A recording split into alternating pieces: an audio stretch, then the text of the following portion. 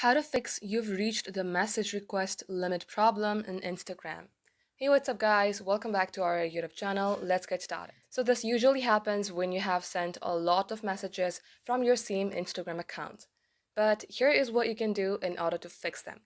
Head over to your Instagram, get logged into your specific account where you are having problem, tap onto your profile and then tap on three bar icon. Scroll all the way below, tap onto help, then tap report a problem.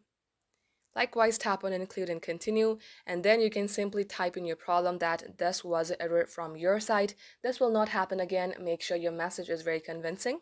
Once done, if you have a screenshot that you would like to attach, you may go ahead and do that by tapping on upload on your bottom left hand side.